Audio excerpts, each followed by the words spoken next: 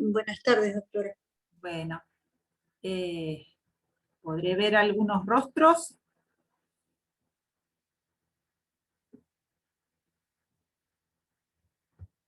Yo le pido disculpas, no me funciona la cámara, pero tengo la foto. Es No hay lo problema. máximo que puedo tener. Bueno, en realidad, algunos de ustedes quizás estuvieron ayer a la tarde.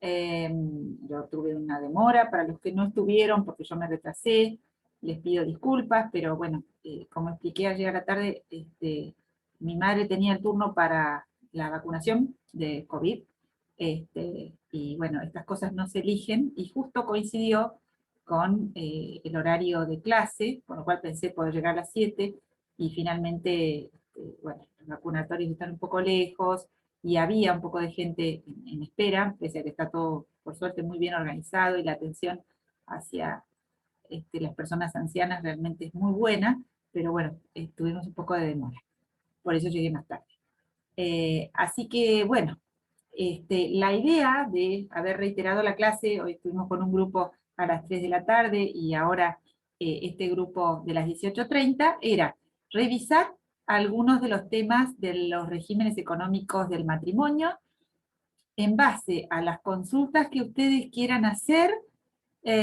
y si no hay consultas directo en lo inmediato, yo empiezo a desarrollar ciertos temas de los regímenes económicos, algunos que estuvimos conversando ayer por la tarde, otros diversos, y vamos a ir profundizando en algunos aspectos que aparezcan.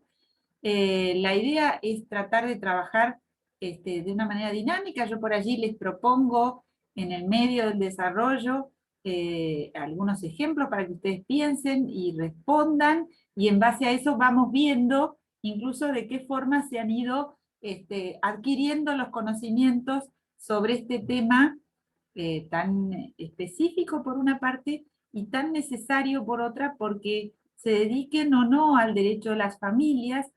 Hay muchos de los aspectos patrimoniales que es muy importante tenerlos en cuenta, saberlos como profesional, para el asesoramiento no solamente de personas casadas, sino de terceros que contraten con personas que están casadas, ¿sí? Y más allá de que desciende la cantidad de matrimonios, siempre hay personas que se casan, ¿sí? Y siempre hay personas que incluso reinciden en el matrimonio. Así que bueno, esto hay que conocerlo para tratar de tener un conocimiento profesional adecuado, sobre todo para el asesoramiento, ¿sí?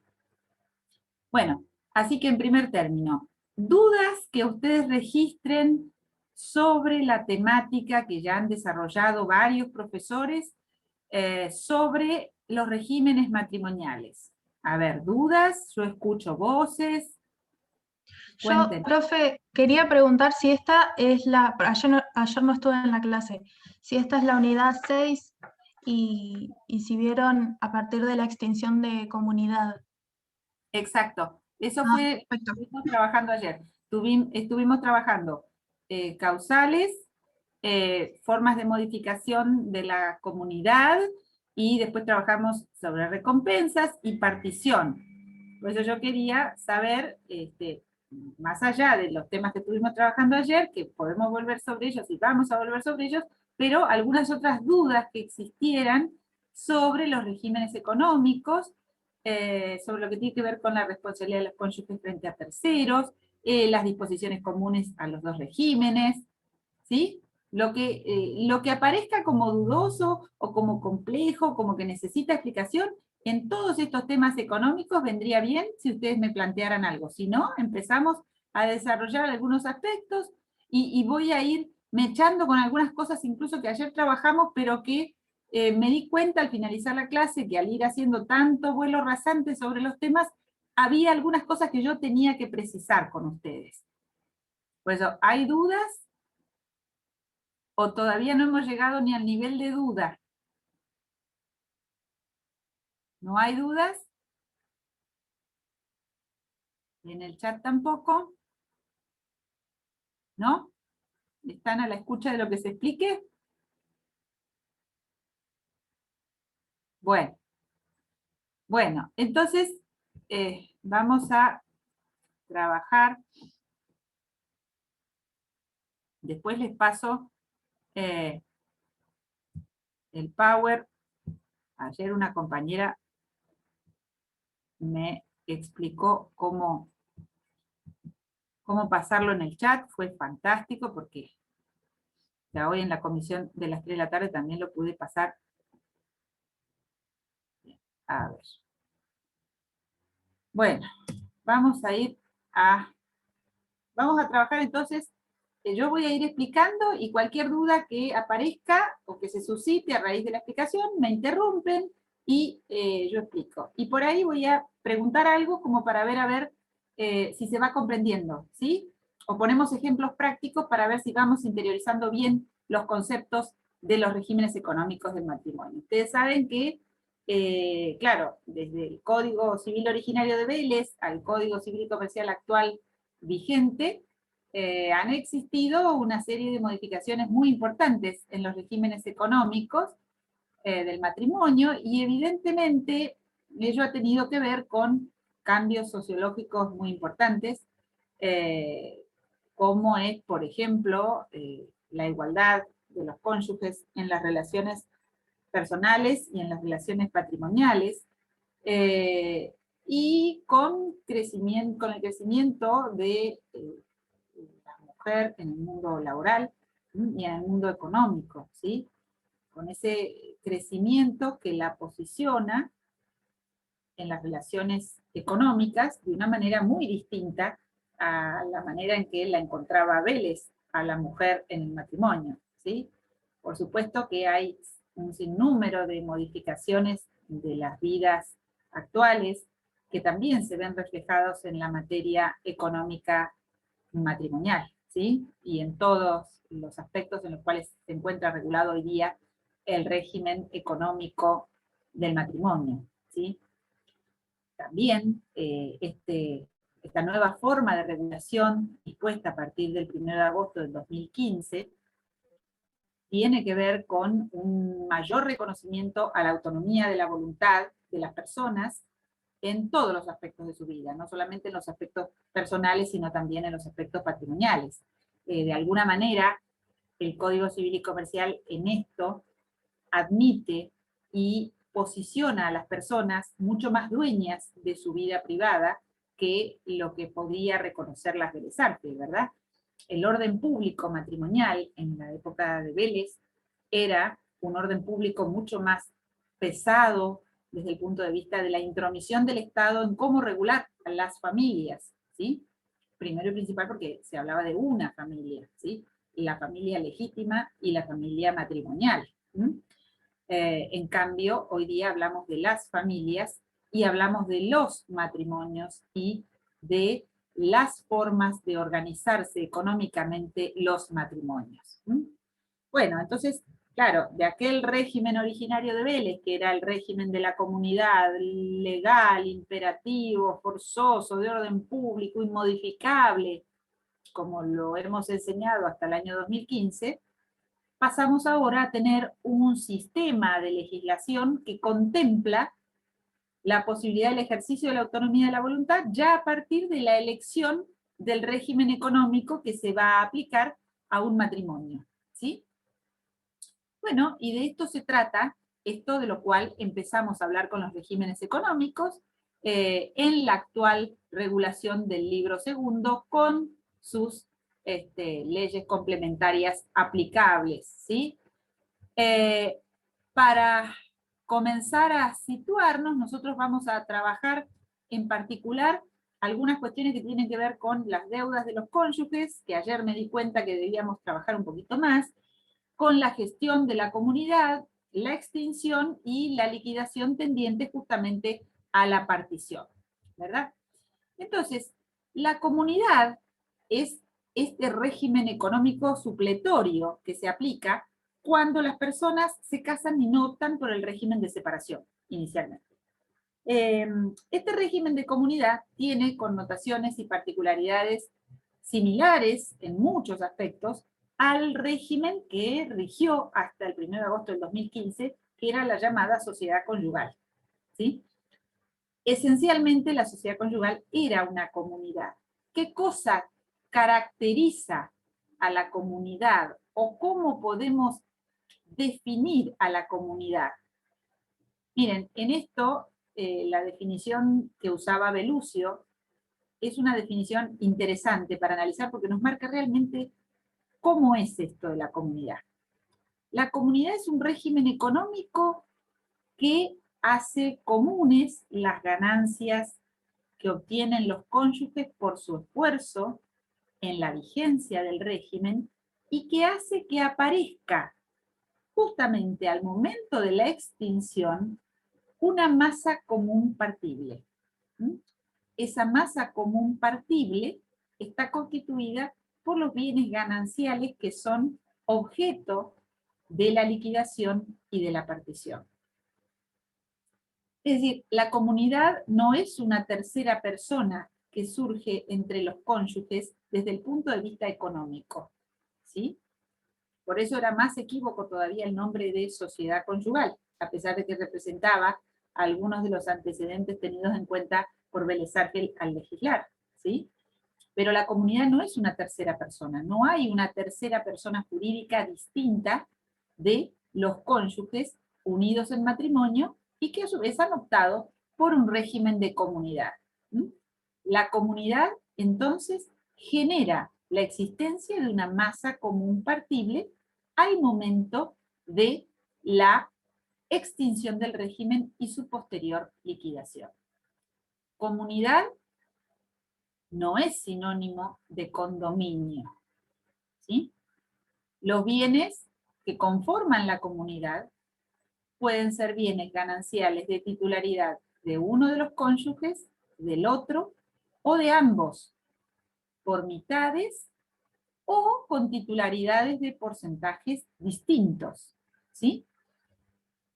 A ver, para comprender si estamos entendiendo de qué se trata la comunidad y los bienes gananciales, ¿podrían ustedes, alguno de ustedes, darme 2 ejemplos de bienes gananciales, de bienes que se puedan calificar como gananciales? A ver, si se entiende mi pregunta. ¿Se comprende lo que pregunto? Sí, Un profe. auto si se compra dentro del matrimonio podría ser un bien ganancial.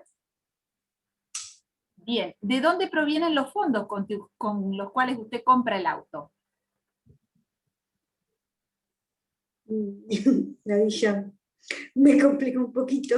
Ah, se complicó. A ver, Sí, no sé cómo explicarlo. si alguien puede colaborar. La compañera está proponiendo un ejemplo en el cual dice, compro... Y tendría que ser dinero de ambos, digamos, cónyuges. Si es de uno, bueno, también puede ser. Ah, entonces puede ser uno o de ambos. Más una pregunta más que un ejemplo por ahí. Porque o sea, mi pregunta era si un auto ingresa como bien ganancial al matrimonio. O sea, para que sea bien ganancial tiene que ser dinero de ambos. No, ahí está el error. Por eso yo dije hace un momentito... Es que el ejemplo, cuando usted me hizo la pregunta de quién ahí, como que me... Claro, por eso yo hace un momento dije, ganancialidad no es sinónimo de condominio. A ver, un bien ganancial es, primero, el código para que ustedes registren esto y vean que estas cuestiones que estamos hablando están todas surgidas o aparecen legisladas puntualmente en el articulado del Código Civil y Comercial. Fíjense ustedes que cuando se habla de la gestión de los bienes en la comunidad, ustedes tienen, perdón, antes de la gestión de los bienes en la comunidad, cuando se habla de los bienes de los cónyuges, en el régimen de la comunidad, ustedes tienen el artículo 464 que desgrana en todos sus incisos cuáles son los bienes propios. Y, a su vez, el artículo 465 que ejemplifica todos los bienes gananciales. Ejemplifica los bienes gananciales.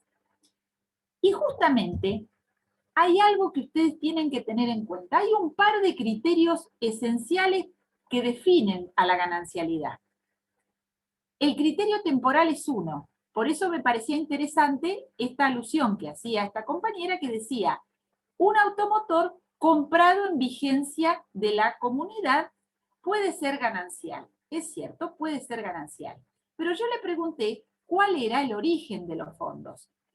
Porque si los cónyuges o el cónyuge o la cónyuge adquiere un automotor con fondos del producido de su trabajo, ese bien que compra, sea cual sea el bien, un inmueble, un automotor, un barco, lo que fuere, ese bien es ganancial, porque se adquiere con el producido del trabajo en la vigencia de la comunidad.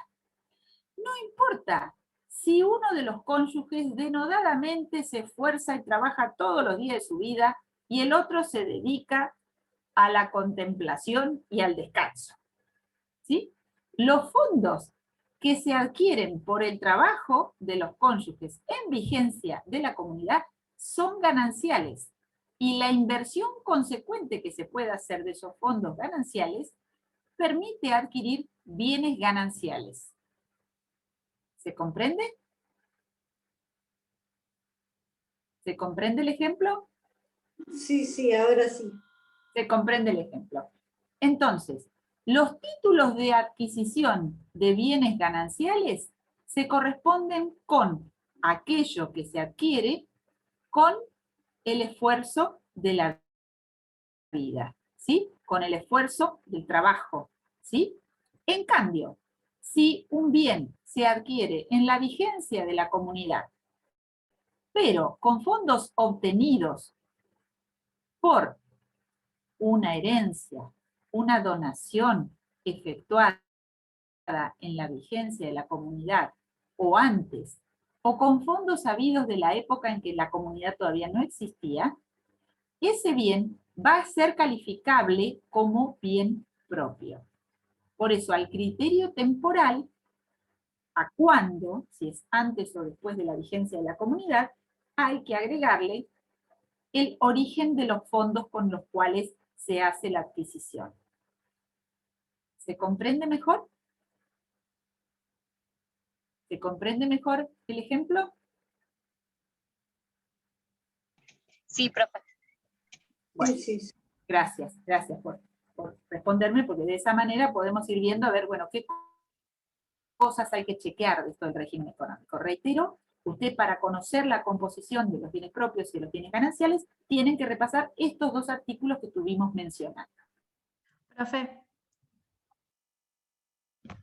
Teniendo... Sí. entonces, los bienes gananciales Sí, son los escucho. que se adquieren luego de la celebración del matrimonio, independientemente de quién puso los fondos para adquirirlo. Cuidado, Si fue. siempre y cuando rija el régimen de comunidad. Ok. Siempre y cuando rija el régimen de comunidad. No importa quién los adquiere o en qué proporción se adquieren. Lo que importa es el criterio temporal después de la vigencia o en la vigencia de la comunidad, y a su vez que no haya en la adquisición fondos propios de los cónyuges. ¿Sí? O bueno, Sí. puede haberlos por partes, pero que no sea de totalidad con fondos propios de los cónyuges, sino con fondos gananciales. ¿Sí? Listo. Sí. Bien. Más allá de, por ejemplo, sumarle a esto que, por ejemplo, los frutos de los bienes propios o los frutos de los bienes gananciales, devengados en la vigencia de la comunidad, también son gananciales. Los frutos. ¿Sí? Esto por especificación propia del artículo 465. ¿Sí? Inciso C. Frutos naturales o frutos civiles. ¿Sí? Por eso, reitero, esto es un par de criterios generales. Y también tenemos que ver que si al momento de la extinción del régimen de la comunidad existen bienes que no es posible, digamos, determinar si es propio o ganancial, se presume que son gananciales. Esto lo establece el artículo 466, un principio de valoración en favor de la ganancialidad. Se presume, excepto prueba en contrario, que son gananciales todos los bienes existentes al momento de la extinción de la comunidad Salvo aquellos que se prueben que son propios, ¿sí? Entonces, en principio, si no se logra acreditar el carácter de un bien como propio, se lo presume ganancial, ¿sí? Entonces, este régimen económico es supletorio, se puede elegir también después de haber sido celebrado el matrimonio si se optó en primer momento por el régimen de separación, ¿sí? Hoy día contamos con esta opción de regímenes al momento de celebrar el matrimonio, salvo el supuesto de las personas menores de edad que contraen nupcias. Las personas menores de edad, cuando contraen nupcias, no tienen a su favor la posibilidad de elección del régimen de separación, porque simplemente se aplica el régimen de comunidad. Por supuesto que si estas personas menores de edad en principio que celebran matrimonio, después llegan a la mayoría de edad, cuando haya transcurrido un año de vigencia del régimen económico de comunidad, podrán pactar la aplicación del régimen de separación de bienes. Por eso el régimen en la actualidad es mutable, porque se puede cambiar. ¿Cómo se cambia? Se cambia a través del otorgamiento de una escritura pública de modificación del régimen económico matrimonial que exige, obviamente, el acuerdo de ambas partes, ¿sí? A estos dos regímenes especiales que contempló el Código Civil y Comercial, le tenemos que sumar este régimen primario en el cual ahora sí se concentra el orden público económico matrimonial. Este orden público económico matrimonial en realidad es este sistema de disposiciones comunes aplicables a todos los regímenes, como dice el Código Civil y Comercial, en definitiva a los dos regímenes posibles. En ese régimen primario, ¿sí?, que por allí podemos mencionarlo genéricamente como un PMO, así como las prestaciones médicas obligatorias de todos los sistemas, que decimos el PMO, el piso básico, ¿sí? Bueno, el régimen primario, las disposiciones comunes a ambos regímenes, son un piso básico de orden público, económico, matrimonial, que tiende a asegurar derechos humanos fundamentales en la vida conyugal y en la vida familiar, ¿sí? Bien, ¿alguna pregunta hasta acá? ¿Alguna pregunta? No, profe. Bien. Al momento de contraer matrimonio, se pueden otorgar las convenciones matrimoniales, ¿verdad? Las convenciones matrimoniales que deben ser otorgadas en escritura pública. Justamente en estas convenciones matrimoniales se puede hacer, como indica el inciso D, la opción por el régimen, ¿sí? En esas convenciones también se pueden incorporar designación, avalúo, inventario de bienes que se lleven al matrimonio y también de deudas, ¿sí? Y yo allí resalto la enunciación de deudas porque este es un concepto que vamos a retomar por el final de la clase cuando hablemos de las recompensas, ¿sí? Y también se pueden enunciar las donaciones que se hagan entre ellos antes de celebrar matrimonio, ¿sí? Antes de celebrar matrimonio. Muy bien. Sobre esto se puede pactar, ¿sí? Estas pueden ser las convenciones que otorguen los cónyuges, no pueden otorgar otro tipo de convenciones. ¿Cómo se publicitan esas convenciones que otorguen los cónyuges? ¿Y cómo se publicita sobre todo la opción de régimen que hagan los cónyuges?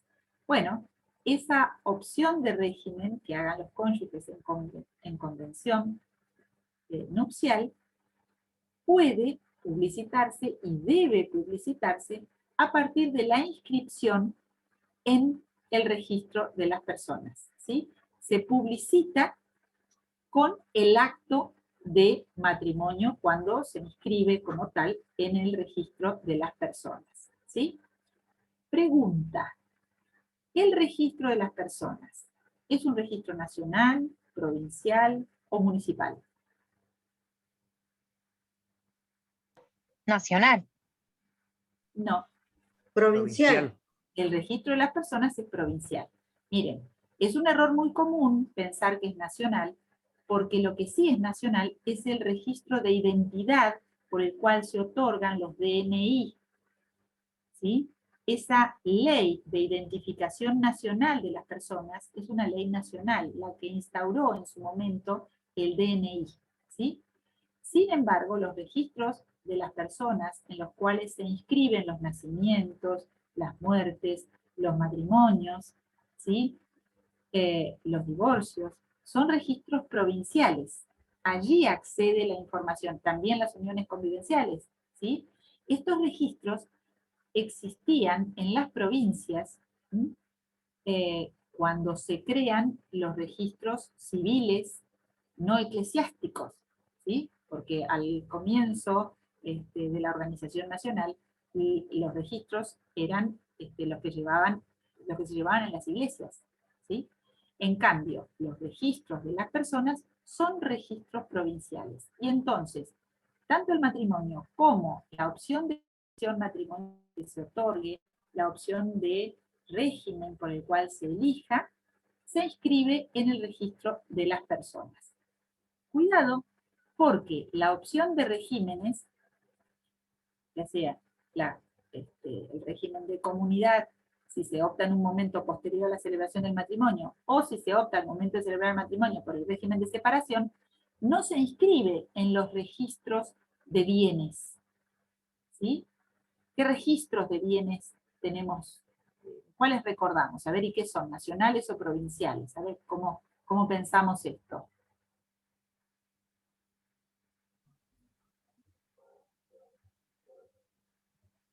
A ver.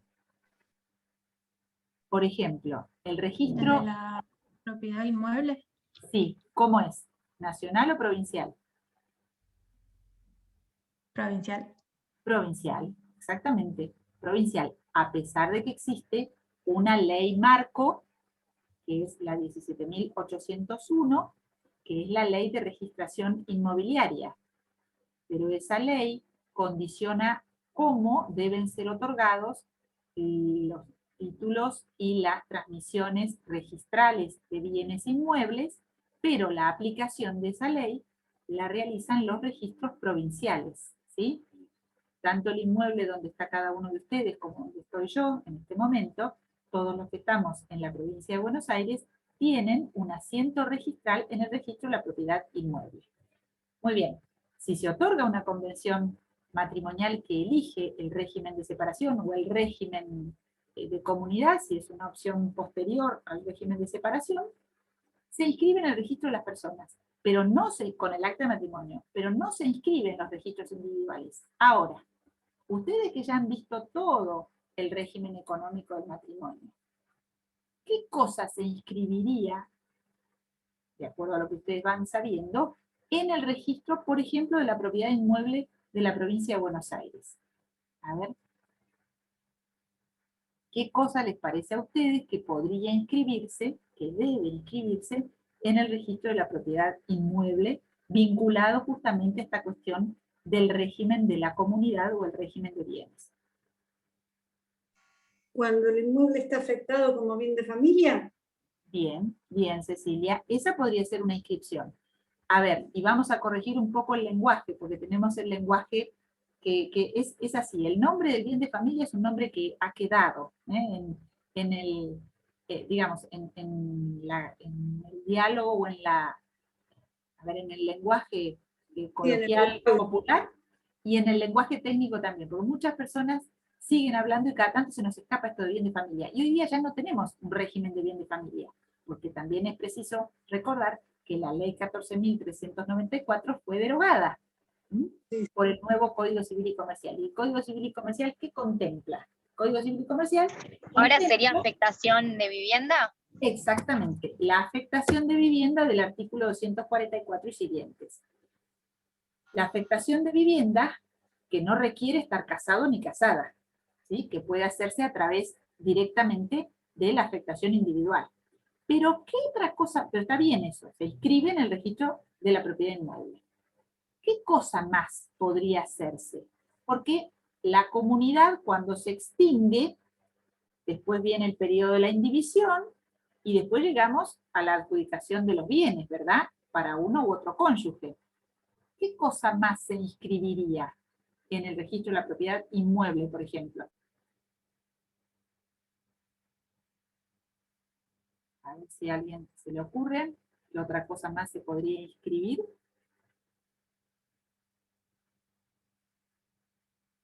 La compra de algún inmueble de ambos cónyuges.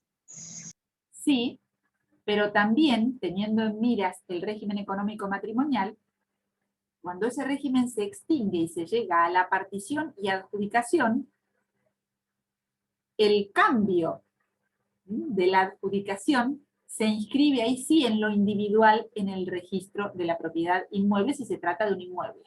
¿Sí? ¿Se comprende? Ahora igualmente vamos a volver sobre esto cuando hablemos de partición. Hablando de registros. Registro de la propiedad inmueble provincial. Registro de la propiedad automotor nacional o provincial.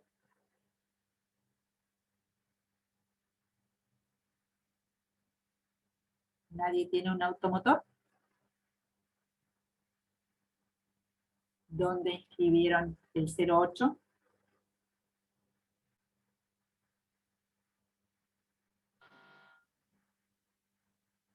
Cecilia, Janita. ¿Es nacional o provincial? Provincial. No, nacional. Es nacional. El registro de la propiedad automotor es nacional. ¿Sí? A ver, estos son pequeños detalles que juntan lo teórico con lo práctico. ¿Sí? El registro de la propiedad automotor es nacional, como el registro nacional de buques o el registro nacional de aeronaves. ¿Sí? Y allí se van a inscribir atribuciones. ¿Sí? O allí se van a inscribir las ventas de bienes de los cónyuges, o de uno de los cónyuges, con el asentimiento del otro. Ahora después vamos a ver sobre esto. Bueno, entonces, volvemos. La forma del otorgamiento de la modificación de un régimen es la escritura pública, ya sea la convención prenupcial o la escritura pública posterior a la vigencia del régimen por un año. Para ser oponible frente a terceros, la opción de régimen legal se inscribe marginalmente en el acta de matrimonio en el registro de las personas. Esa es la forma de publicidad que eligió el Código Civil y Comercial. En el derecho comparado hay otras formas de publicidad que también existen, algunas como esta, con la inscripción en el acta matrimonial, y otras de otras formas. ¿Sí? El nuestro es este. Bien. No es posible pactar otro tipo de acuerdos. Es decir, no podríamos pactar un régimen distinto del que nos permite la ley. ¿Sí? Por eso el ejercicio de la autonomía de la voluntad está circunscripto a esto que permite la ley en este sentido. ¿Sí? No es posible ningún otro objeto de contratación entre los cónyuges en función del matrimonio.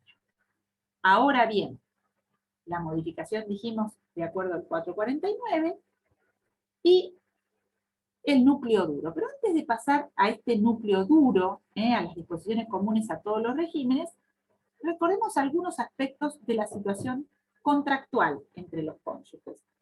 A ver, ¿podrían las personas casadas otorgar un contrato entre ellas? ¿Qué opinan ustedes? ¿Qué saben? ¿Qué recuerdan? ¿Podría una persona casada con otra otorgar un contrato? Entre ellos, Sí. depende si fuera profesionalmente o no. A O ver. sea, si fuera, por ejemplo, de dos personas que fueran dos abogados, podrían trabajar juntos. Pues, no sé si se entiende el ejemplo. ¿Y en qué forma de contratación estamos hablando allí? Vamos a los contratos que ustedes conocen, Vamos a la locación, a la venta, a la sociedad. Una locación no, pero una sociedad podría ser. ¿Y por qué sí en un caso y por qué no en el otro? Porque los abogados siempre tenemos que tener fundamento de lo que decimos. Siempre tenemos que fundar, de los dos lados. Si somos abogados litigantes y si somos abogados que trabajamos en el Poder Judicial y tenemos que definir. Siempre tenemos que fundar. Creería que en el de locación no, porque sería como que podría haber fraude. Yo te vendo el departamento a mi esposa y ¿Pero te vendo o te alquilo? te alquilo, perdón. Es como el cambio, no sé, el departamento era mío y se lo alquilo, paso el alquiler a mi o lo alquilaba yo y se lo paso el alquiler a ella. Es como, no me acuerdo de si puede ser el constituto posesorio que se cambiaba y la titularidad, algo así lo relaciono. Bueno, ¿están de acuerdo en esto o hay alguien que hace objeción? A ver, ahí tendríamos entonces dos temas para pensar. La sociedad entre cónyuges. ¿Es posible el otorgamiento de un contrato de sociedad? ¿Es posible el contrato de locación? ¿Hay una prohibición expresa de todos los contratos entre los cónyuges? ¿Difiere la situación si hay régimen de comunidad o hay régimen de separación de bienes? Yo creo que no se les permite contratar si está, entre sí, entre ambos cónyuges, si están bajo el régimen de comunidad. Muy bien. Usted Pero si están en el recuerda. régimen de separación, sí se les permite. Bueno, no sé quién está hablando. No la veo. Ahí prendo la cámara. Ariana. Bueno, a ver, Ariana, usted está recordando muy bien una norma que hay en el Código Civil y Comercial, que usted la debe haber estudiado muy bien, no sé con qué profesor de contrato, quizá con la doctora Obligado, que está contenida en el artículo 1002. El 1002, a ver, nosotros venimos hablando de la impronta de la autonomía de la voluntad reconocida en el derecho matrimonial económico, ¿no? En el derecho económico matrimonial, ¿no? Entonces decimos, bueno, y aparte partimos de la base que en el derecho todo lo que no está prohibido está permitido, ¿verdad? Por eso hay que recordarlo siempre. Entonces, desde el punto de vista de las normas del derecho patrimonial matrimonial, lo que tenemos es esto que mencionamos hace un ratito. Toda convención entre los futuros cónyuges sobre cualquier otro objeto relativo a su matrimonio es de ningún valor. Pero esto es convención prenupcial y elección de régimen. En realidad, cuando las personas se casan, no hay una prohibición expresa de contratación entre ellos a todo trance. Es decir, no hay una norma que diga todas las personas casadas tienen prohibición de contratar entre sí, pero sí existe este artículo que menciona Ariana, que es el 1002, el de las inhabilidades especiales para contratar, y que nos dice puntualmente que no pueden contratar en interés propio los cónyuges bajo el régimen de comunidad entre sí. Bajo el régimen de comunidad. Sin embargo, esta norma hay que interpretarla en el contexto general de las normas y en las regulaciones específicas que aparecen en el régimen matrimonial patrimonial. Entre ellas, una norma contenida en las disposiciones comunes a todos los regímenes que nos habla del mandato entre cónyuges y que expresamente dice sobre la posibilidad del otorgamiento de mandato entre los cónyuges. Por otra parte, la ley de sociedades también contiene normas que tienen que ver con el otorgamiento de contratos sociales en los cuales los cónyuges sean socios entre sí, siempre y cuando la responsabilidad, esto está contenido en la Ley General de Sociedades, la 19.550, siempre y cuando los cónyuges otorguen contratos de sociedad en los cuales tengan limitación de la responsabilidad. ¿Cuáles son las sociedades en las cuales hay limitación de las responsabilidades? La sociedad de responsabilidad limitada o la sociedad por acciones también, ¿sí? O el caso de la sociedad en comandita por acciones, siendo un socio de características de responsabilidad limitada, ¿sí? Como es el socio comanditario, siendo uno y otro comanditado y comanditario, o ambos comanditarios, es decir, con responsabilidad limitada al aporte que han hecho a la constitución de la sociedad. Lo que quiero significar es lo siguiente. En un código en el cual se prioriza el ejercicio de la autonomía de la voluntad, si estamos ante dos personas con un régimen de separación de bienes, ellos no tendrán problema en la contratación entre sí.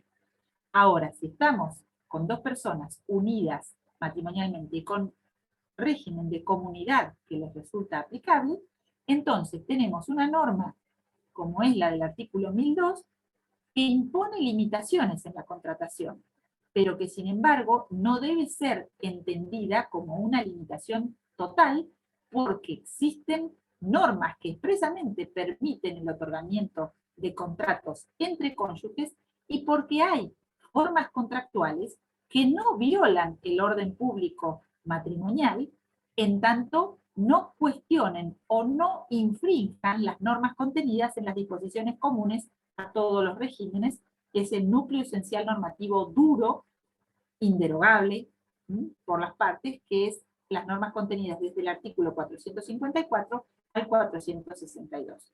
¿Se comprende entonces esto? ¿He sido clara en lo que he tratado de transmitirles respecto a la contratación entre cónyuges? Sí, profe. Sí, sí. ¿Sí? ¿Hay preguntas sobre esto? Por ahora no. Bueno, seguimos entonces avanzando. Dijimos, las disposiciones comunes a todos los regímenes son un núcleo esencial normativo, y bueno, a ver, ¿de qué trata ese núcleo esencial normativo? Bueno, nos fija aspectos de la solidaridad familiar y aspectos de la solidaridad conyugal. Entre ellos, lo que se llama el deber de contribución. Es decir, esta obligación de brindar para el otro y trabajar para el otro y para sí en la satisfacción de las necesidades esenciales de la vida, las necesidades alimentarias, pero no solamente para el otro o para la otra, sino para los hijos en común, o aún para los hijos e hijas que cada uno de ellos tenga y que convivan con ellos, ¿sí? Este deber de contribución a la vida de la familia, ¿sí? Fundado esencialmente en la solidaridad. También este régimen primario contiene normas inderogables que tienen que ver con la protección de la vivienda familiar y del ajuar de la vivienda, ¿sí? En un sistema protectorio especial, reforzado en función de la vida familiar, que va más allá de este sistema de la afectación a la vivienda de la cual hablaban ustedes hace un ratito, que vino muy bien mencionar acá, porque ese sistema de afectación exige el otorgamiento de un acto por parte de las personas interesadas, ¿sí? O de una decisión judicial en ciertos momentos de la vida familiar. En cambio, la protección de la vivienda familiar para las personas casadas en el sistema del régimen primario de las disposiciones comunes aplicables a todos los regímenes, contenida en el artículo 456, es operativa por la sola letra de la ley. Es decir, no hace falta ningún acto específico ni ninguna inscripción específica por parte de los interesados, de las personas cónyuges, para que les sea aplicable esta norma. ¿Por qué digo esto? Porque esta norma tiene importancia, implicaciones entre los cónyuges en cuanto les exige el asentimiento del no titular o de la no titular para otorgar actos de disposición o de gravamen, sino que también los protege frente a las deudas que puedan contraer. Los protege de la agresión patrimonial que pueda significar la ejecución de una deuda por parte de un tercero acreedor. Y no exige, reitero, más que el hecho de haberse casado. ¿Por qué? Porque la norma del artículo 456 es aplicable en forma directa aún sin acto de manifestación de voluntad de los cónyuges, más allá de, bueno, precaverse a requerir su aplicación si es necesario en una ejecución o en un juicio en el cual se pretenda el cobro y el embargo o la agresión patrimonial. Tampoco hace falta inscripción registral ninguna, ¿sí? Entonces, frente a terceros, el artículo 456 del Código Civil y Comercial implica excluir de la agresión patrimonial de los acreedores a la vivienda familiar por las deudas que se contraigan después de la celebración del matrimonio, salvo que hayan sido contraídas por ambos cónyuges o por uno con el asentimiento del otro. El mandato entre cónyuges se establece justamente como una de las posibilidades a ser otorgadas desde el punto de vista contractual, y no puede otorgarse el mandato para otorgarse el asentimiento justamente de los actos de disposición sobre la vivienda familiar. También establece el Código Civil y Comercial la posibilidad de lograr, por vía judicial, la administración extraordinaria de los bienes del otro cónyuge en función, o de los bienes gananciales, en función de la ausencia de uno de los cónyuges o un impedimento, ya sea transitorio o permanente, pero en la situación de urgencia.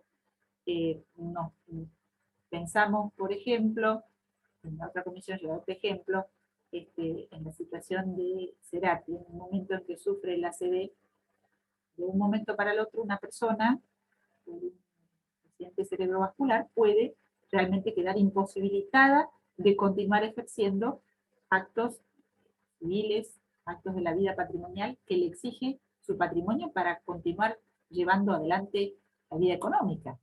En esos supuestos, en un supuesto de esas características, el cónyuge o la cónyuge podría solicitar al juez que le admita ejercer la administración extraordinaria de los bienes, porque el otro cónyuge está impedido. Puede que esto sea una situación transitoria o eventualmente definitiva, pero en la urgencia de la situación se puede salvar a través del pedido de una administración judicial de estas características. ¿Sí? Una administración decidida por el juez que permita al cónyuge que se encuentra bien de salud llevar adelante la vida económica en lo inmediato. ¿Sí? ¿Se va comprendiendo hasta acá? ¿Alguna pregunta? No, profe. Perfecto. Bueno, bien. Se establece también en este sistema, en este régimen primario básico, una responsabilidad solidaria de los cónyuges. Y acá volvemos sobre el aspecto de la cuestión de las obligaciones frente a los terceros, o cómo los terceros pueden eventualmente agredir el patrimonio de una persona cuando está casada. ¿Cómo pueden cobrarse las deudas frente a una persona casada? Y en ese sentido, me pareció interesante volver, si alguno de ustedes ya estuvo en la clase de ayer, volver sobre este tema, porque ayer vimos algo a vuelo de pájaro y puede haber traído algún tipo de confusión, entonces quería especialmente aclararlo en esta clase, o hacer mayor hincapié.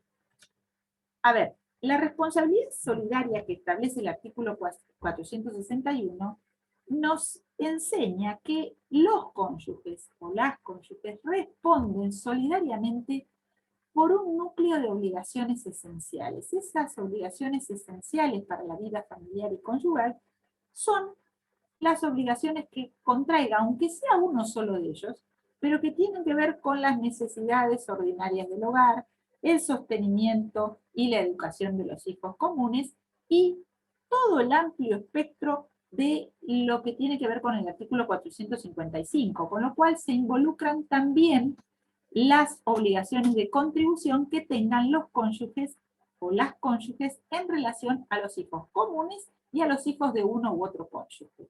¿Sí? Entonces, aunque uno solo de los cónyuges contraiga la deuda con el colegio privado al cual asisten los hijos, ese colegio privado podrá demandar el cumplimiento de la obligación del pago de la cuota a uno u a otro cónyuge. ¿Sí?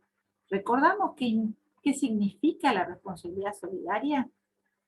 ¿Qué es una obligación por la cual se responde en forma solidaria? A ver si nos acordamos de obligaciones.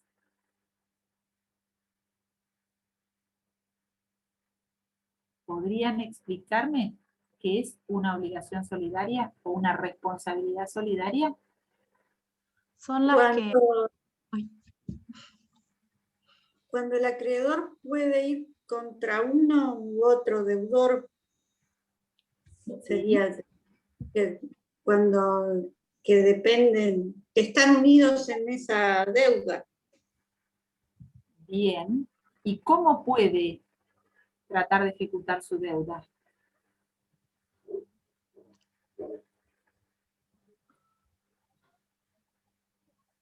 Le puede exigir a cada uno de los deudores que pague por el total de ella. Bien, bien. Eso implica la solidaridad. ¿Sí? Poder demandar a cualquiera de los obligados y por la totalidad. Y no tiene que ir primero contra uno y después recién contra el otro. Es decir, no hay beneficio de fusión ni de división. ¿Sí? Esto significa la responsabilidad solidaria. Entonces, en el régimen primario, es aplicable esta responsabilidad solidaria. Lo cual significa que esta responsabilidad solidaria de los cónyuges puede ser aplicable tanto al régimen de comunidad como al régimen de separación de bienes. ¿Sí? Recordemos esto.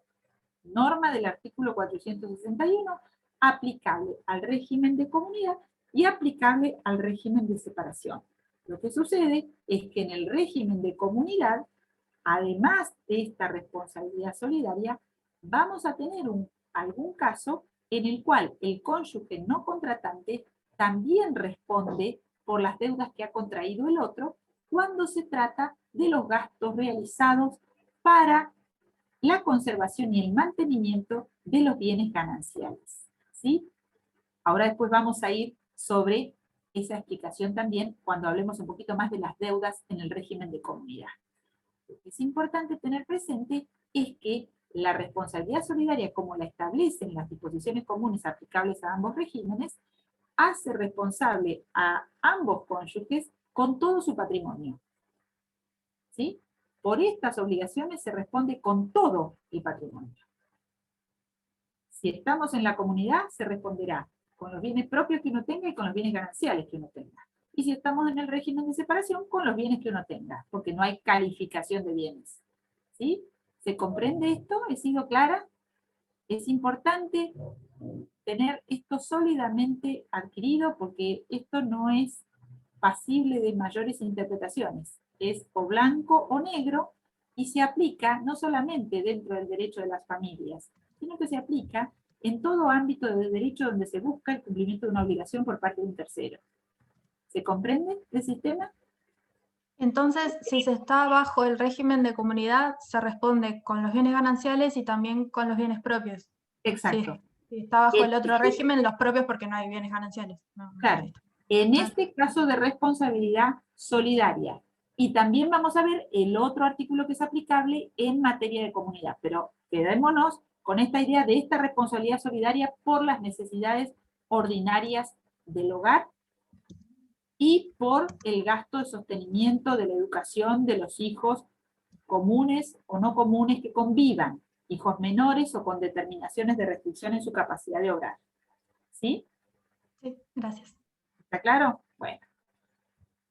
Bien. Deber de contribución.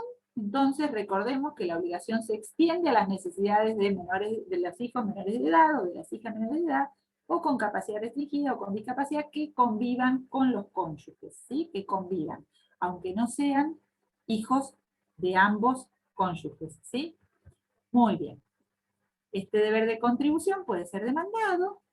Dijimos, hablamos sobre la protección de la vivienda y el asentimiento conyugal en esta situación de la protección del régimen básico, del régimen de las disposiciones comunes aplicables a los dos regímenes. Y la protección del aspecto externo de la responsabilidad de las deudas de las personas casadas. 456, protección de los derechos sobre la vivienda familiar. Se trate de derechos emergentes del título de dominio, es decir, la persona que tiene título en modo, tiene derecho real sobre la vivienda, o aquel que meramente tiene derechos personales, por ejemplo, en el caso de ser titular de un boleto de compra-venta, ¿sí? En el cual, de un inmueble en el cual resida la vivienda familiar. Fíjense que la protección del artículo 456 en esta cuestión de la inejecutabilidad por las deudas contraídas después de celebrar el matrimonio por uno solo de los cónyuges, no hace falta que haya hijos menores o con discapacidades o con determinaciones de discapacidad viviendo en la vivienda, ¿sí? Esta forma de protección del 456 es una forma de protección que, valga la redundancia, protege los derechos sobre la vivienda para las personas casadas, aunque no haya hijos menores de edad o menores o mayores con discapacidades, ¿sí? Por eso este artículo 456 es muy importante, es muy protectorio y es más amplio que el viejo artículo 1277 del Código Civil, que traía una forma de protección para la vivienda similar al 456, pero mucho más restrictiva. ¿Por qué? Porque protegía básicamente a los titulares de dominio, ¿sí? A los titulares de dominio, a las personas casadas titulares de dominio, y justamente no todas las personas tienen sobre la vivienda en la cual habitan, en la cual está la residencia del hogar conyugal, derechos de dominio. Algunas personas tienen solamente derechos personales, que también esta norma tiende a proteger, ¿sí? Que también tiende a proteger. La vivienda entonces es inejecutable en estos términos del 456, pero sería ejecutable por la responsabilidad de los cónyuges frente a terceros del artículo 461, ¿sí? Y por deudas contraídas por ambos cónyuges o por uno de ellos con el asentimiento del otro cónyuge. Por supuesto que las personas casadas también pueden optar por sumar formas protectorias y afectar la vivienda en el sistema del 244 y siguiente que estuvimos hablando hace un ratito, ¿sí? Bien. Este asentimiento para disponer de derechos de la vivienda es no solamente en favor de la vivienda, sino también para disponer de los bienes muebles indispensables. Y aquel que no haya asentido el acto, y si el acto se ha otorgado de todas formas, tendrá la posibilidad de ejercer la anulación del mismo por una nulidad relativa en función de un plazo de caducidad de los 6 meses de haber conocido el acto, y siempre y cuando no haya transcurrido más de 6 meses de la extinción del régimen. Muy bien. Recuerden que este sistema del 456 es distinto del sistema de afectación de la vivienda, ¿sí? En el cual la vivienda como elemento especial del patrimonio puede ser dotado de un sistema de afectación específico a la usanza del viejo bien de familia, con la incorporación en las normas del Código Civil y Comercial a partir del 244 de todas las buenas prácticas jurisdiccionales y jurisprudenciales que sentaron criterios antes de la reforma del Código Civil y Comercial. Es decir, la reforma del Código Civil y Comercial toma, capitaliza toda la buena jurisprudencia que amplió la norma de aquella vieja ley 14394, ¿sí? Y extendió la interpretación de sus artículos, la jurisprudencia, en función de las protecciones constitucionales y los derechos constitucionales reconocidos a la vivienda familiar, reconocidos sobre la vivienda familiar para las personas, tanto en la Constitución del año 49, en el 14 bis, como en su mantenimiento en la Constitución del año 57, y en todas las normas internacionales que, las convenciones de derechos humanos que han reconocido este enorme derecho que es el derecho a la vivienda en cuanto al acceso y el derecho sobre la vivienda una vez ya adquirida, como puede ser el caso del Pacto Internacional de Derechos Económicos, Sociales y Culturales, y toda la aplicación de las observaciones generales justamente del pacto, que hacen a la interpretación del concepto de la vivienda adecuada y de lo que significa este derecho al mantenimiento a la vivienda adecuada. Bien.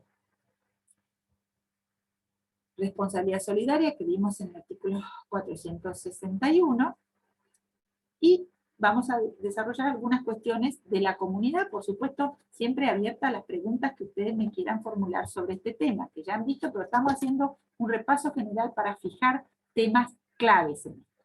Muy bien. La comunidad en el sistema argentino, en la actualidad, es un régimen restringido a las ganancias. ¿Por qué? Porque se hacen comunes para el momento de la extinción del régimen las ganancias, decíamos hoy, a partir del esfuerzo común, y la gestión o la forma de administración y disposición de los bienes es de gestión separada. A ver, en lenguaje llano, ¿qué significa la gestión separada de los bienes de la comunidad? ¿Qué entienden ustedes por gestión separada? Escucho. ¿Qué significa que la gestión sea separada? Si ustedes le tienen que explicar a una persona que se va a casar y decir, escúchame, ¿qué es esto de la comunidad? ¿Qué es esto de la gestión separada? Explícame un poquito. ¿Qué le explicarían ustedes? ¿Qué le dirían?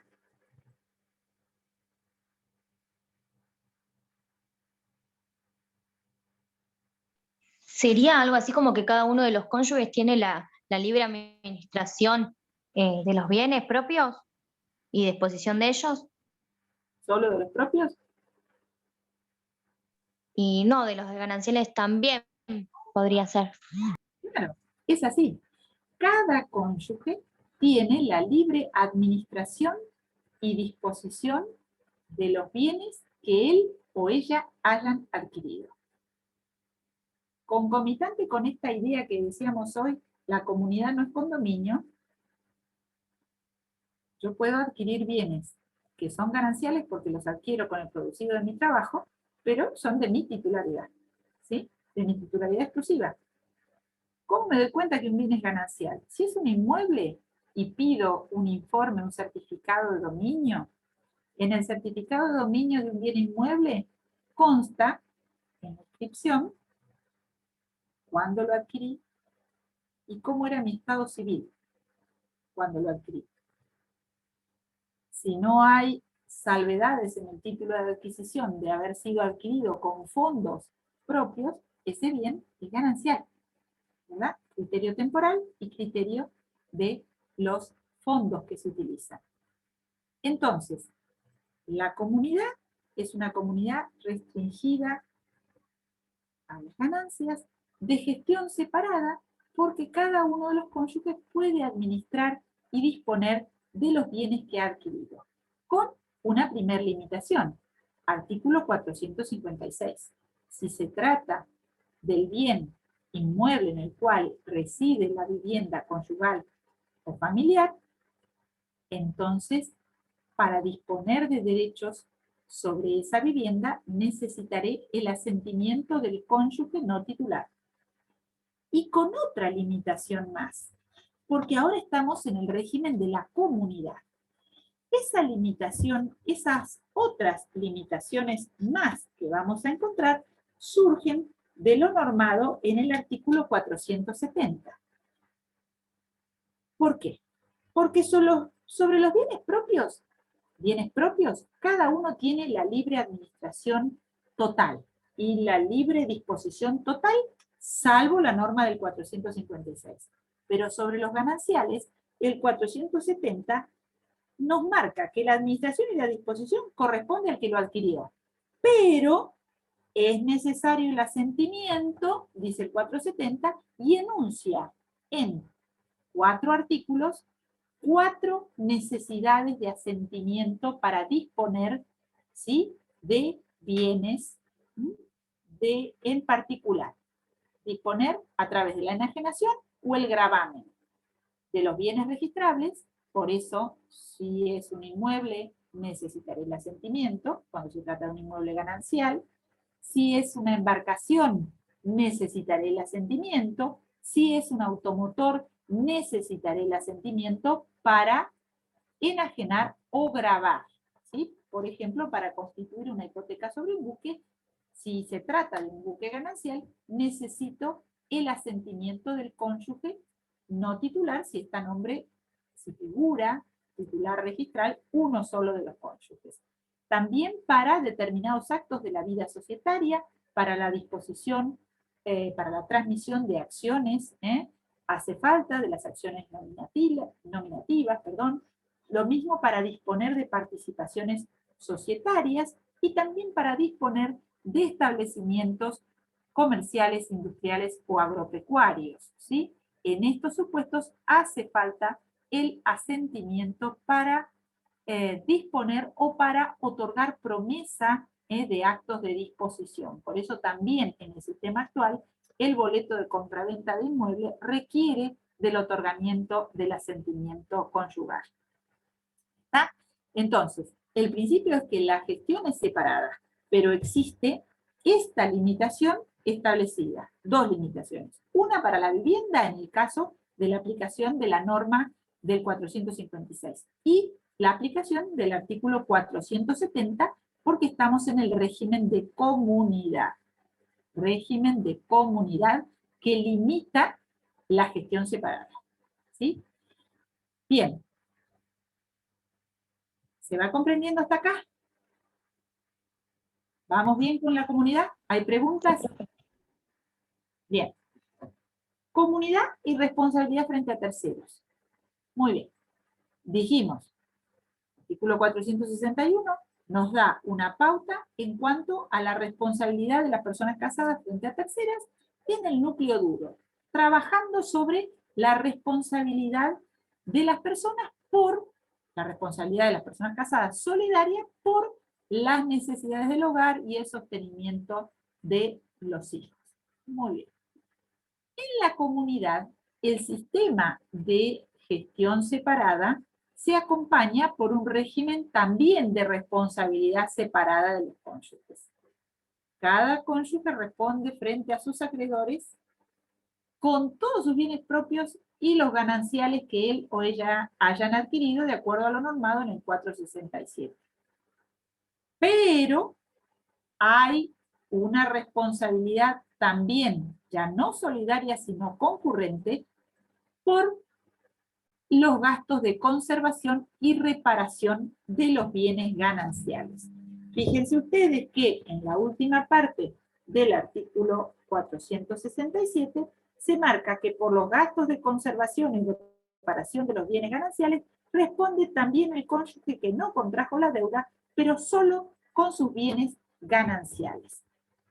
Entonces, la responsabilidad es separada. Acompaña al sistema de gestión de los bienes que es separada.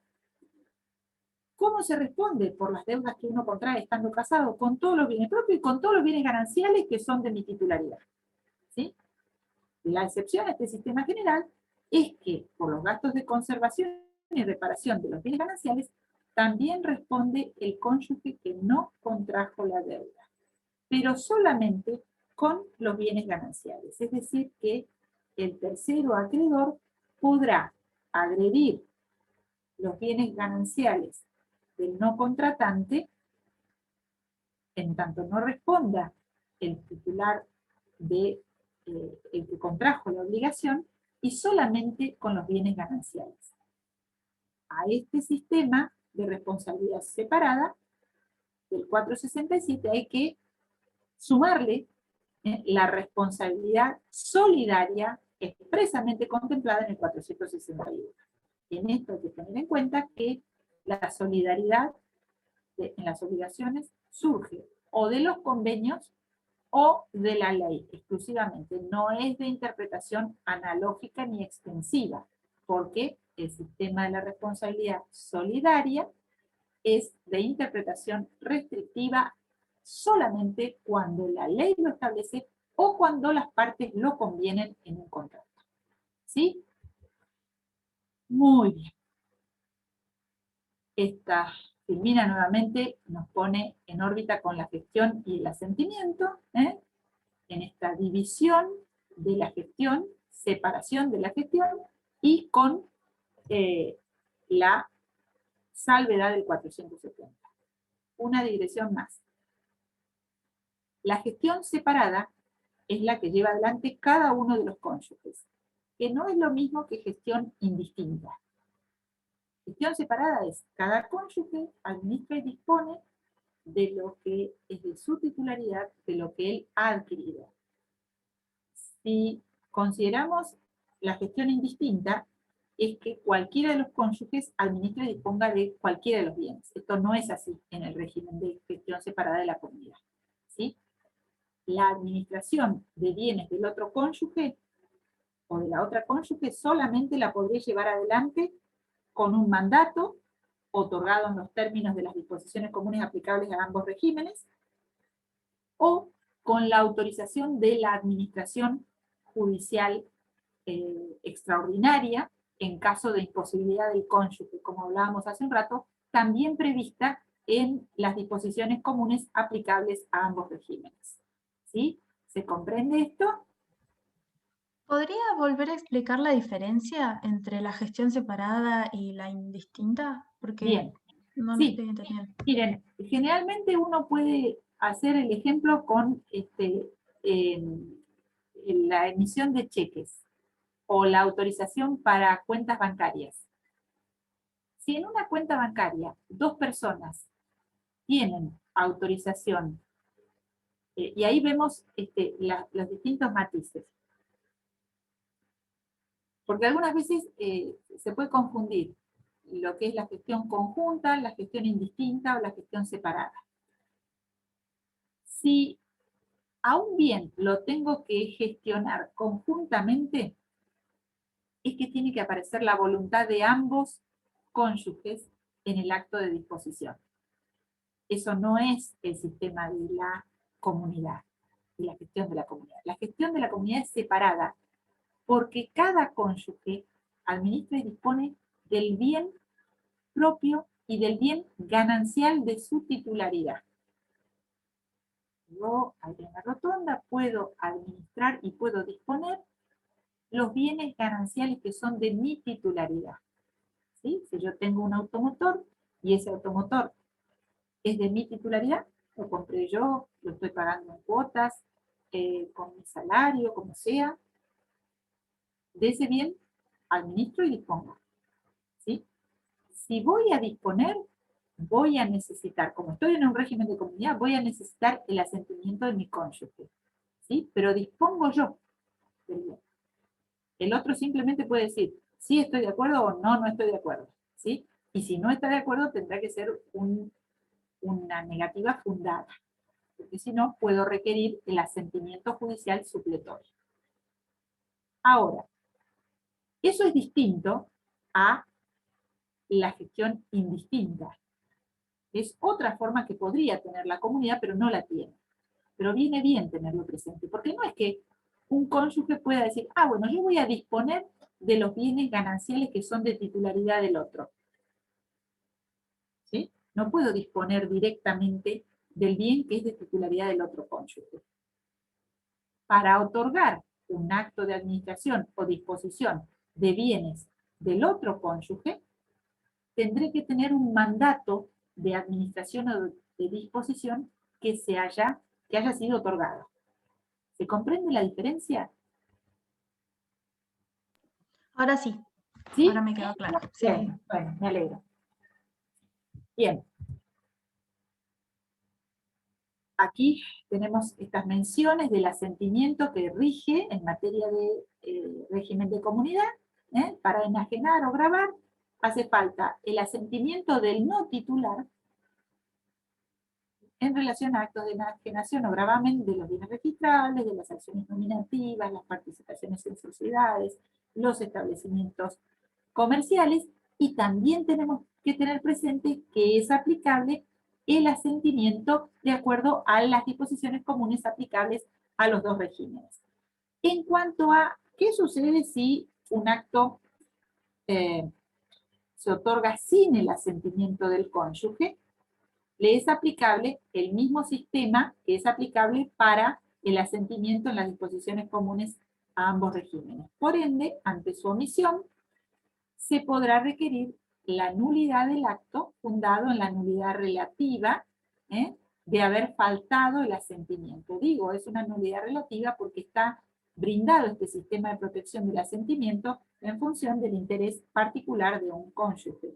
Por ende, también el acto otorgado sin el asentimiento puede ser ratificado por la conformidad posterior que brinde el cónyuge que debía emitir su asentimiento para el acto. ¿Sí? Bien, ¿qué sucede si los cónyuges adquieren bienes en forma conjunta? ¿Pueden adquirir los bienes en forma conjunta? A ver, esta es una pregunta. ¿Podrían adquirir los cónyuges un bien propio en forma conjunta o un bien ganancial en forma conjunta? ¿Qué les parece?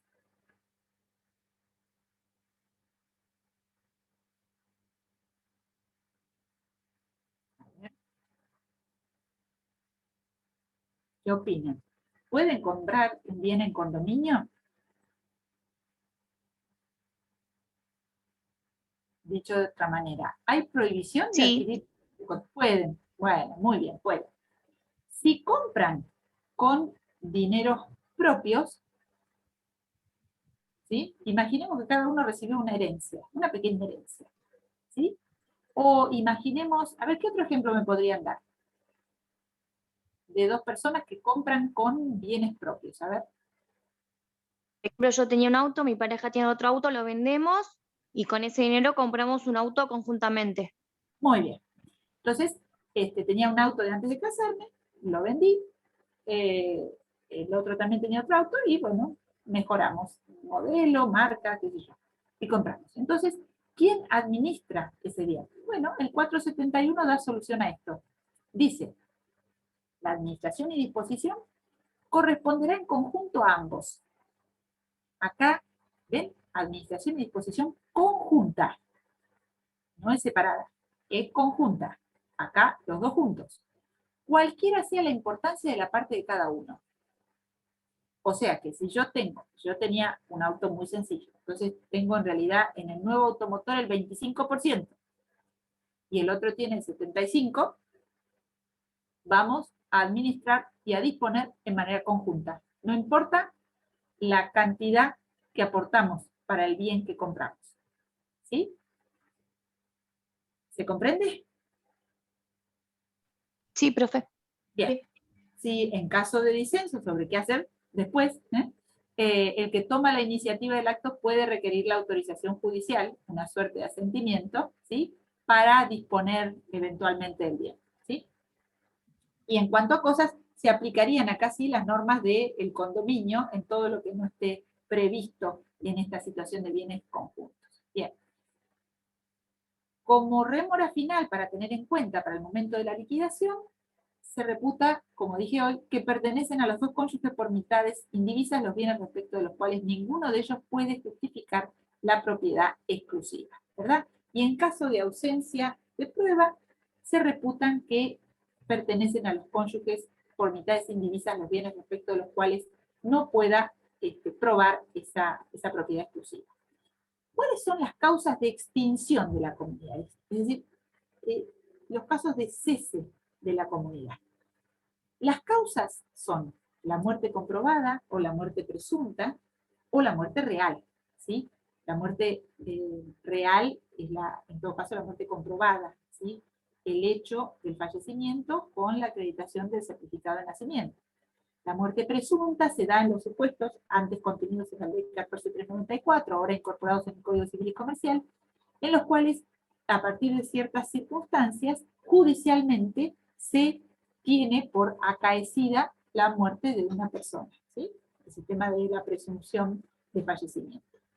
Lo mismo se extingue la comunidad en el caso de anulación del matrimonio, con sentencia judicial que así lo declara, el caso del divorcio, también con sentencia judicial, como necesita nuestro régimen jurídico, o los supuestos de separación judicial de bienes, o la modificación del régimen matrimonial por convenio, en los supuestos del 449 que estudiamos hace un ratito. ¿Sí? Bueno, a ver, ¿qué conocen ustedes sobre la separación judicial de bienes? ¿Cuándo hay separación judicial de bienes? A ver qué están recordando, así avanzamos sobre esto.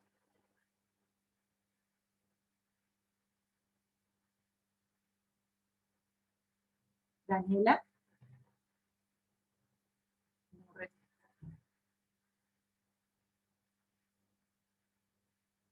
Nadie recuerda si existe la separación judicial de bienes, al menos. Bueno. Vamos entonces con la explicación.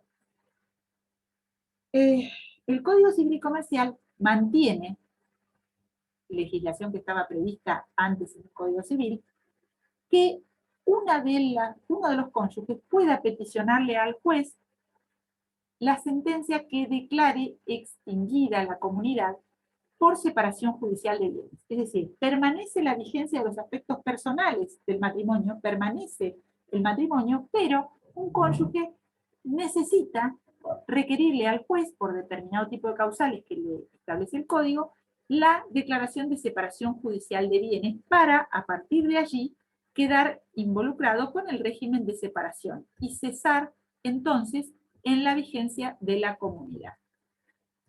Bueno, por algo no quiere avanzar el Power.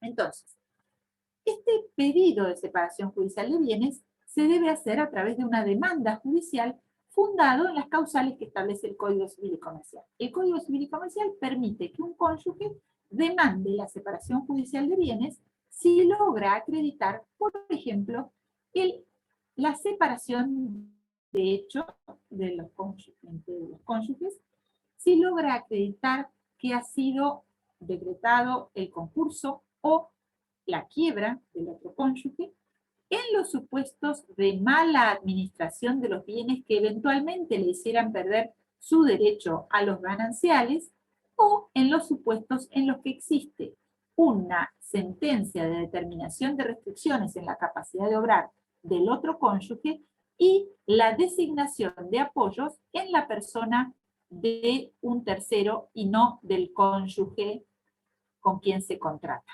¿Sí? Bueno, aquí empezamos. Entonces, vamos a la separación judicial de bienes, aquí, 477. ¿Sí? Estos son los supuestos en que un cónyuge puede solicitar la separación judicial de bienes. ¿Por qué en cada caso? Bueno, el inciso A se explica por sí solo. Si la administración de un cónyuge fuera ruinosa para el otro cónyuge en cuanto a que la forma de administrar de los bienes genera pérdidas permanentes en los gananciales, bueno, este podrá solicitar esta separación judicial de bienes. Reitero, tiene que probarse la causal ante el juez para que el juez otorgue la sentencia de separación judicial de bienes. La acreditación del concurso preventivo o la quiebra, mucho más directa, aunque es más discutible la importancia práctica de este supuesto del concurso. ¿Por qué? Porque en definitiva la administración de los bienes es separada, y si un cónyuge se concursa, forman parte de la masa concursal los bienes de ese cónyuge, pero no los bienes del otro cónyuge, salvo extensión de quiebra. Muy bien. Lo mismo sucede entonces si ante la incapacidad o determinación de restricciones en la capacidad de obrar, se designa como curador o como apoyo patrimonial a un tercero. Esto para no forzar al cónyuge sano, por llamarlo de alguna manera, a tener que compatibilizar su actuación patrimonial con la intervención de un tercero que es el encargado de la gestión patrimonial de los bienes de la persona restringida en sus capacidades de obrar por sentencia. ¿Sí? Esta acción de separación judicial de bienes puede ser entablada únicamente por un cónyuge respecto de los bienes que hacen a la comunidad. ¿Sí? No puede ser entablada por terceros. En cambio, vamos a ver más adelante que la acción de partición sí puede ser requerida por un tercero. Recordemos que el momento de la extinción deriva del momento de tiene efecto retroactivo al momento del día de notificación de la demanda o al de la petición conjunta si fuera el supuesto. En el caso del divorcio, si hubiera una separación de hecho que precede al divorcio en sí mismo, la separación, digamos, la extinción del régimen económico tendrá que ver con la fecha en la cual se produjo esa separación de hecho. En cuanto a la indivisión poscomunitaria, hemos visto que el Código Civil y Comercial regula, ahora sí, con determinadas pautas puntuales, este periodo que es de duración indefinida. ¿Por qué? Porque una vez extinguida la comunidad, deviene este periodo de indivisión poscomunitaria que nos puede encontrar con dos personas que mantienen su matrimonio si cambiaron el régimen por convenio, o con dos personas divorciadas, si fue la extinción del régimen por divorcio, o con una persona, cónyuge supérstite, y los herederos, si la muerte fue la que produjo la extinción del régimen económico, y deviene la indivisión poscomunitaria a la par que la indivisión hereditaria. ¿Se comprende esto? Digo que la duración de este periodo es incierta porque no hay un periodo prefijado por la ley para producir la partición de los bienes. ¿Se comprende esto que estoy explicando? ¿Se comprende? Sí, profe. ¿Cómo? ¿Que sí? Bien, bueno, gracias. Muy bien. Entonces, en este periodo de indivisión poscomunitaria, ¿qué es lo que regula el Código Civil y Comercial? Bueno, regula, por ejemplo, que los cónyuges pueden otorgar pactos para ver cómo van a producir la administración y gestión de los bienes. Si no otorgan pactos, se sigue rigiendo por el sistema de la gestión separada de la vigencia de la comunidad, Si hay actos que superan la administración ordinaria de los bienes, deberán ser avisados de uno a otro cónyuge o excónyuge con un plazo prudencial de anticipación para poder el otro eventualmente oponerse a ese acto. Si hay uso exclusivo de algunos de los bienes comunes por parte de uno de los cónyuges, el otro podrá requerir una compensación económica por ese uso del bien que efectúe uno de los cónyuges. La responsabilidad de los cónyuges frente a terceros se sigue rigiendo por el 461 y también por el 467, que vimos hace un momento, que establece el sistema de las deudas por separado, salvo los gastos que tengan que ver con la conservación y con el mantenimiento de los bienes gananciales, ¿sí? Y llegamos entonces a un poco mencionar conceptos básicos sobre la liquidación de la comunidad. La liquidación de la comunidad implica el hacer las cuentas para obtener los líquidos partibles de los bienes gananciales de cada uno de los cónyuges. Y en este periodo de la liquidación de la comunidad es que aparece la regulación de las recompensas. Las recompensas son créditos que tendrán cada uno de los cónyuges respecto de la comunidad o la comunidad respecto de cada uno de los cónyuges, porque mediante las recompensas se crea un sistema por el cual evitar el traspaso o el menoscabo patrimonial de los bienes gananciales en relación a los fondos y haberes propios, y a su vez en evitar el menoscabo de los capitales de bienes propios en favor de la comunidad, ¿sí? Las recompensas son créditos que para los cónyuges no son aplicables de orden público o de oficio, sino que aquel cónyuge que pretende hacer valer la recompensa deberá demandarlo o solicitarlo en la liquidación de la misma, en la liquidación de la comunidad. Para saber cuáles son las recompensas, fundamentalmente tenemos que tener presente los sistemas de cargas de la comunidad y de obligaciones personales. Es decir, cuáles son las deudas que, más allá de cómo hayan sido satisfechas frente a terceros, deben ser en el momento de la liquidación del balance final de la comunidad, deben ser abonadas con fondos gananciales, y cuáles son las obligaciones personales que deberán, si han sido satisfechas con fondos gananciales, ser detraídas de el patrimonio respectivo para compensar a la comunidad, ¿sí? También genera recompensa, por ejemplo, el caso de la enajenación de un bien propio realizado en vigencia de la comunidad cuando no existe constancia de la reinversión de fondos, sino que esos fondos propios, en definitiva, se han gastado, se han consumido en la vida familiar en vigencia de la comunidad. Porque así como los frutos que producen los bienes gananciales se presumen gananciales, también las deudas contraídas en la vigencia de la comunidad se presumen deudas a cargo de la comunidad. Toda la vida diaria, cotidiana, genera deudas que en definitiva son gananciales, son cargas de la comunidad. Y si un bien propio se enajena y no hay reinversión, la ley presume que han sido consumidos en las deudas cotidianas gananciales, en definitiva, ¿sí? Muy bien. Entonces, ¿qué nos establece el 488? Extinguida la comunidad, se procede a su liquidación. A tal fin se establecen las cuentas de recompensas que la comunidad debe a cada cónyuge, o que en definitiva se debe desde los fondos gananciales hacia los fondos propios, o la que cada uno de los cónyuges debe en favor de la comunidad según las reglas que establece la ley. Y aquí aparece este aspecto interno de los pasivos gananciales. Nosotros vimos hasta ahora los aspectos externos, cómo responden las personas casadas por las deudas que contraigan, ¿sí? 461 nuevamente, 467 en la comunidad. Ahora hablamos de las cuestiones internas entre los cónyuges, porque estamos en el momento de la liquidación de la comunidad. Esta cuestión que Belucio mencionaba como la cuestión de la contribución de los cónyuges a sus deudas personales o a sus deudas propias. ¿Cuáles son las cargas de la comunidad? Es decir, ¿cuáles son las deudas que revisten el carácter de gananciales?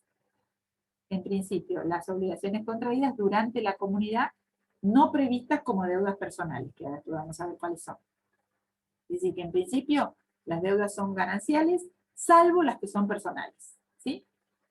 También el sostenimiento del hogar, de los hijos comunes y de los que cada uno tenga, y los alimentos que cada uno de los cónyuges esté obligado a prestar.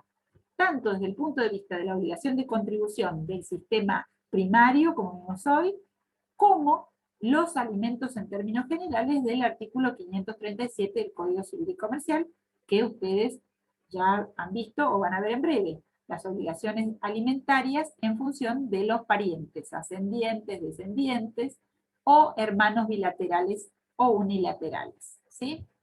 Muy bien. Cargas de la comunidad, continuamos enunciando 489, las donaciones de bienes gananciales, hechas a los hijos comunes, y también las de bienes propios cuando están destinadas a proveerle a los hijos y a las hijas los elementos necesarios para el comienzo de su desempeño profesional o la autonomía económica en general a través de algún tipo de explotación o a través de algún tipo de emprendimiento, ¿sí? Estas son deudas, cargas de la comunidad. También los gastos de conservación y reparación de los bienes propios y de los bienes gananciales. Así como los frutos de los bienes propios y los frutos de los bienes gananciales son, en definitiva, gananciales, también los gastos que se tengan para conservar y para mantener generan cargas de la comunidad. Ahora, ¿cuáles son por descarte cuáles son por enunciación las deudas personales? Las contraídas antes de la vigencia de la comunidad, las que graban herencia, legado, donaciones que recibe uno de los cónyuges, las contraídas para adquirir o mejorar bienes propios. Si alguna de estas obligaciones personales se abonan con fondos gananciales, generan derecho a recompensa en este periodo de la liquidación que estamos viendo, ¿sí? Otras obligaciones personales, las que resultan de obligaciones o de garantías, perdón, tomadas por alguno de los cónyuges sin que haya un beneficio o una contraprestación puntual en favor del patrimonio ganancial, ¿sí? A su vez, las derivadas de la responsabilidad extracontractual y sanciones legales, ¿sí? Una multa por un incumplimiento, sea el que sea, desde el tránsito hasta la multa formal porque no aboné, perdón, porque no presenté la declaración jurada de ARBA de ingresos brutos, ¿sí? Todas estas sanciones legales son obligaciones personales. Si se satisficieran con fondos gananciales, generan un derecho de recompensa en favor de la ganancialidad. Bien, obtenidos los activos líquidos de cada uno de los cónyuges, llegamos al periodo de la partición. La partición es la adjudicación de bienes gananciales resultantes para cada uno de los cónyuges, a partir de los activos líquidos de cada cónyuge. ¿Sí? Es el camino final, ¿no? Es el tiempo final del camino de la comunidad. Ya se extinguió, la liquidez y ahora llego a la partición, ¿sí? Tienen derecho a solicitarla cualquiera de los cónyuges en cualquier tiempo, salvo disposición legal en contrario, porque haya alguna situación de indivisión en especial, de la cual podamos estar hablando. O, bueno, por distintos tipos de situaciones que incluso hayan podido estar exigidas en función de tratarse de un inmueble, por ejemplo, destinado a la vivienda familiar y que haya sido atribuido a uno u otro cónyuge. ¿Sí? Muy bien, la masa común partible se forma entonces con los activos líquidos, una vez pagadas las deudas, ¿sí?, de cada cónyuge. Y la división deberá hacerse inexorablemente por partes iguales, 50 y 50, si es el juez o la juez quien deba definir la partición de los bienes. Pero también la división puede hacerse de acuerdo a lo que las partes, los cónyuges o excónyuges decidan otorgar, y allí podrán o no respetar el 50 de 50, porque podrían ellos pactar una adjudicación distinta y están en pleno uso de la autonomía de su voluntad para poder contratar una partición distinta, ¿sí? También rige en la partición de los bienes de la comunidad la posibilidad del otorgamiento de atribuciones preferenciales de bienes en los supuestos en que así lo establece la ley y por definición judicial, ¿sí? Un cónyuge puede solicitar la atribución de bienes de índole amparados en la propiedad intelectual, o también bienes vinculados a su actividad profesional o a su actividad económica, o también en el caso de la atribución de la vivienda por él ocupada al momento de la extinción de la comunidad. Y por circunstancias especiales después puede conceder plazo para el pago de la diferencia por el bien atribuido, porque este bien atribuido a uno o a otro cónyuge podría superar la mitad proporcional que le correspondiera, ¿sí? Bien, la atribución preferencial también está regulada en la partición de las herencias, ¿sí? Que también puede ser aplicable a la extinción de la comunidad si hay muerte, ¿sí? A partir de ello. El inventario y la división de los bienes se hacen en términos generales en las formas prescritas para la partición de las herencias, es decir, con la designación de un escribano inventariador y eventualmente de un partidor abogado, si fuera el supuesto. Y también tenemos que tener presente que la partición puede ser privada, judicial o mixta, o puede ser definitiva o provisional, ¿sí?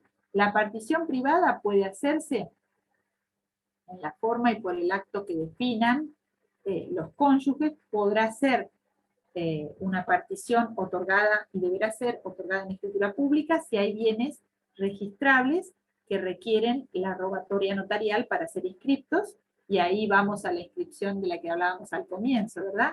La partición de bienes y adjudicación de bienes deberá inscribirse para ser oponible frente a terceros en los registros de acuerdo a la entidad de los bienes que conformen el haber de los bienes que se adjudican, ¿sí?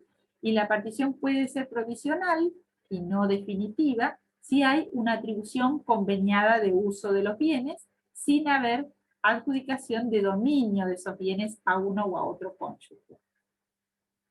Dijimos, la partición deberá ser judicial exclusivamente si hay alguno de los bienes con determinaciones de restricciones en la capacidad de obrar, si hay oposición de terceros a que se haga en forma privada, o si los cónyuges, a pesar de ser plenamente capaces, no logran otorgar un acto convenido, acordado de la partición de los bienes, ¿sí? Final, régimen opcional, el régimen de separación de bienes. Se puede otorgar por convención al momento de celebrar el matrimonio, o por acuerdo posterior, después de un año de vigencia del régimen de comunidad de ganancias, ¿sí? En la separación de bienes, digamos, es un régimen sencillísimo. Cada uno tiene la administración y disposición de los bienes, no hay calificación de bienes propios o bienes gananciales, son todos propios, con la restricción del famoso artículo 456, que limita los actos de disposición de derechos sobre la vivienda familiar y sobre el ajuar. Y también tenemos un sistema de responsabilidad separada plena, ¿sí? Salvo la aplicación del artículo 461, que implica la responsabilidad solidaria por las obligaciones contraídas por uno de los cónyuges para solventar las necesidades ordinarias del hijo, de los hijos, y el sostenimiento de los hijos comunes o no comunes en función del artículo 455. Gestión de los bienes, artículo 505, gestión separada, con la limitación del artículo 456, responsabilidad separada con la limitación del artículo 461. ¿Sí? Nuevamente, recordamos el 461, determinado en las disposiciones comunes a ambos regímenes, los cónyuges responden solidariamente por las obligaciones contraídas por uno de ellos para solventar las necesidades ordinarias del hogar, el sostenimiento y la educación de los hijos de conformidad con el 455, hijos comunes o hijos de uno de los cónyuges menores de edad o con restricciones en su capacidad de obrar que vivan con los cónyuges. Fuera de estos casos, excepto disposición, cada uno responde por las deudas que haya adquirido. Finalmente, es importante destacar que, en cuanto a la prueba de la propiedad de los bienes, en el régimen de separación de bienes, tanto respecto del otro cónyuge como de terceros, cada cónyuge puede probar la propiedad exclusiva por todos los medios de prueba. Ahora, cuando no se logre demostrar la propiedad exclusiva, se va a presumir que pertenecen a ambos cónyuges por igual, ¿sí? Y podrá existir una demanda de división de condominio entre estos cónyuges con régimen de gestión separada, ¿sí? Pero aquí se aplica nuevamente un criterio de pensar la división del condominio en términos de que este condominio es un condominio de cónyuges que debe responder esa división al interés familiar. Si no responde al interés familiar, se podrá negar por parte del juez la división de ese condominio, porque los cónyuges separados de bienes pueden adquirir bienes en condominio, ¿sí? ¿Cómo cesa el régimen de separación de bienes? Cesa por la disolución del matrimonio o por la modificación del régimen convenido entre los cónyuges. La disolución del matrimonio puede devenir del divorcio, de la anulación o de la muerte, ¿sí? Bueno, con esto terminaríamos, pero por supuesto estoy abierta a las dudas que puedan haberse generado a partir de lo que estuvimos desarrollando, o dudas que ustedes tengan de antes respecto a estos temas de la separación y de la separación de bienes, digo, como régimen económico. ¿Hay dudas? ¿Preguntas? ¿Este Power nos lo va a pasar por el chat o lo sube al campus? Hago el pase al chat y después se lo subo al campus. Igualmente, a ver si me permite la opción, ¿dónde aparece esto? Les voy comentando mientras, a ver, acá apareció maravillosamente. Les voy comentando que los invito, si ustedes quieren, como yo con ustedes no tendría programado otra clase,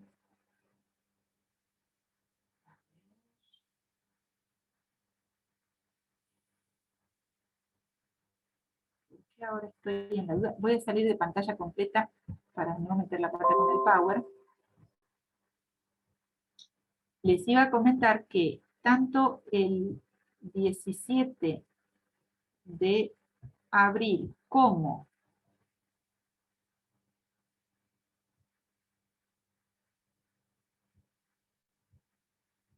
bien, tanto el 17 de abril decía, como el bien, tanto el 17 de abril como el 24 voy a estar dando clase en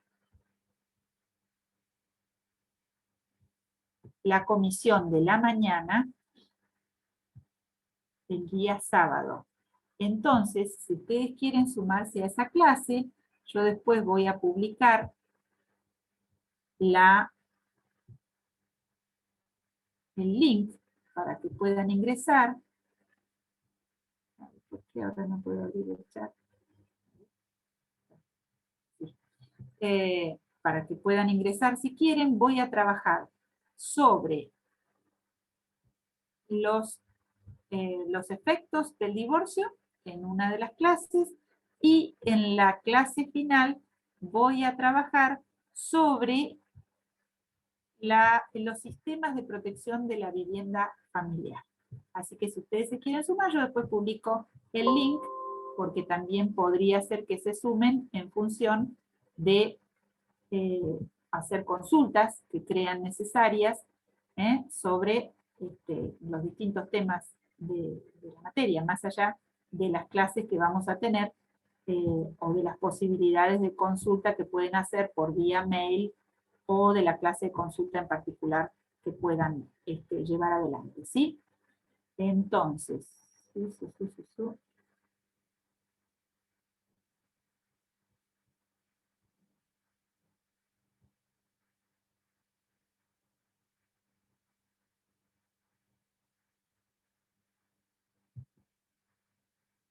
Profe, una consulta. Al final el parcial quedó fijado para el 26 de abril en forma oral. sí, el parcial va a ser el día 26 de abril. Les comenté que las definiciones de las fechas, la facultad las hizo, pensando eventualmente en la presencialidad para llevar adelante los exámenes, pero bueno, eso es algo que se va a definir en definitiva prácticamente al momento mismo de ser evaluado el parcial, de acuerdo a las circunstancias, digamos, sanitarias que tengamos en su momento, ¿no? Porque, bueno, la situación sanitaria cambia permanentemente y bueno, muy probablemente llevemos adelante la evaluación en forma así, por Zoom, ¿no es cierto? Bien, ahí llegó el chat. Sí, profe. Bien. Bueno, Listo. ¿alguna consulta más? Consulta sobre el oral. ¿Puede ser que nosotros podamos preparar un tema o ustedes nos realizarán preguntas? Miren, generalmente realizamos preguntas directamente. Tenemos, digamos, nuestra forma de evaluar, porque ya hemos utilizado la forma del oral Zoom fundamentalmente en la cursada del año pasado de la mañana, del plan nuevo, y también en los libres, hacemos así, y tenemos, bueno, bastantes herramientas para desarrollarlo en forma muy ágil al examen, ¿no? Por suerte la conectividad hoy día es bastante buena, así que bueno, se puede evaluar muy bien con un sistema en general de preguntas, ¿no? Muchas gracias, profe. Bueno, no, gracias a ustedes, que tengan un buen fin de semana, ¿eh? Y para los que sean creyentes, que tengan unas felices Pascuas. Y para los que no, que lo pasen muy bien. Bueno, chao, chao, hasta pronto. Gracias, profe. Hasta luego. Chao, profe.